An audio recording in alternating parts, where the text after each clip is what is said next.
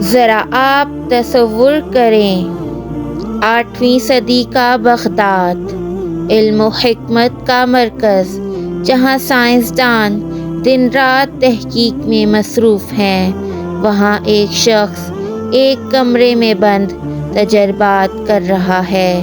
دھواں اٹھ رہا ہے، بوتلوں میں مختلف رنگوں کے محلول جھلک رہے ہیں، اور اچانک ایک حیرت انگیز ایجاد وجود میں آتی ہے۔ یہ شخص کون تھے؟ یہ تھے جابر بن حیان۔ آج کی دنیا انہیں کیمسٹری کا بانی کہتی ہے۔ چلیے ان کے حیرت انگیز سفر کو جانتے ہیں۔ بسم اللہ الرحمن الرحیم۔ محترم سامعین و ناظرین، السلام علیکم۔ یہ کہانی ایک ایسے عظیم مسلمان کی ہے جنہیں بابائے کیمیا کہا جاتا ہے۔ وہ علم کے سمندر میں غوطہ لگانے والے، تجربات کرنے والے اور سائنس کی دنیا میں انقلاب لانے والے عظیم شخص تھے۔ وہ تھے جابر بن حیان۔ یہ 8ویں صدی عیسوی کا زمانہ تھا جب عباسی خلافت کا دارالحکومت بغداد دنیا بھر میں علم و حکمت کا سب سے بڑا مرکز بن چکا تھا۔ خلیفہ ہارون رشید اور ان کے بیٹے مامون رشید نے علمی تحقیق کو فروغ دیا اور بیت الحکمت جیسے ادارے قائم کیے، جہاں دنیا بھر کے سائنسدان، فلسفی اور مترجم اکٹھے ہو کر مختلف علوم پر تحقیق کرتے تھے۔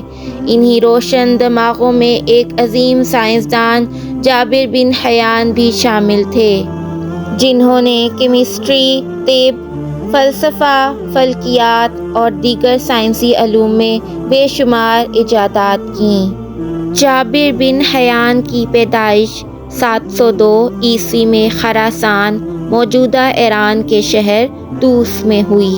ان کے والد حیان بن عبداللہ ایک عطار یعنی کہ حکیم تھے جو دوا سازی میں مہارت رکھتے تھے۔ جب جابر ابھی بچپن میں تھے تو ان کے والد کو سیاسی وجوہات کی بنا پر قتل کر دیا گیا۔ جابر کو بغداد بھیج دیا گیا، جہاں انہوں نے اپنے وقت کے عظیم اساتذہ سے تعلیم حاصل کی۔ وہ امام جعفر صادق کے شاگرد تھے، جن سے انہوں نے فلسفہ، منطق اور سائنسی علوم سیکھے۔ جابر بن حیان کا دل ہمیشہ کیمیائی تجربات میں لگا رہتا تھا۔ وہ بغداد کے چھوٹے سے کمرے میں گھنٹوں، دنوں اور بعض اوقات مہینوں تک تجربات کرتے رہتے تھے۔ ایک دن وہ اپنے چھوٹے سے تجربہ گاہ میں مصروف تھے۔ وہ مختلف دھاتوں کو جلا رہے تھے، مختلف مادوں کو پانی، تیزاب اور دیگر کیمیکلز میں حل کر رہے تھے۔ اچانک ان کے سامنے ایک حیران کن تجربہ ہوا۔ انہوں نے ایک مخصوص پتھر پر تجربہ کیا اور دیکھا کہ اس کا رنگ بدل رہا ہے۔ وہ بہت خوش ہوئے کیونکہ انہوں نے کیمیائی تبدیلی کے اصول دریافت کر لیے تھے۔ اور پھر ایک اور دن جابر بن حیان اپنی تجربہ گاہ میں مصروف تھے کہ انہوں نے ایک ایسا مادہ تیار کر لیا جو دھاتوں کو تحلیل کر سکتا تھا۔ یہ کیا تھا؟ یہ تھا تیزاب۔ انہوں نے سلفورک ایسڈ، نائٹرک ایسڈ اور ہائیڈرو کلورک ایسڈ جیسے تیزاب بنائے جو آج بھی صنعتوں اور سائنس میں استعمال ہوتے ہیں۔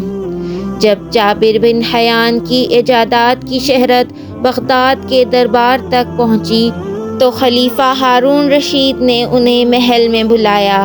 خلیفہ نے کہا، جابر، ہم نے تمہاری سائنسی مہارت کے بارے میں بہت کچھ سنا ہے۔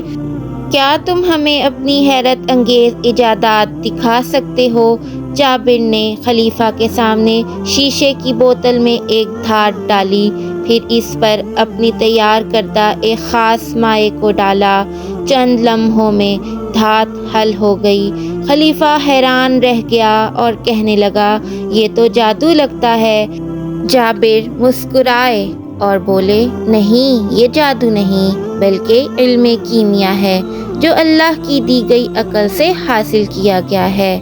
جابر بن حیان نے 500 سے زائد کتابیں لکھیں، جن میں مشہور کتابیں یہ ہیں: The Book of the Hidden Secret, The Great Book of Properties, The Book of Mercy۔ ان کتابوں میں انہوں نے کیمیائی اصول، تجربات اور سائنسی تحقیقات کے راز بیان کیے ہیں۔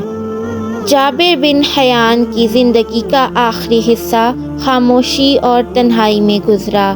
ان پر الزام لگایا گیا کہ وہ سائنسی تحقیقات کے ذریعے جادو کر رہے ہیں اور انہیں قید کر دیا گیا، مگر ان کا علم ہمیشہ زندہ رہا۔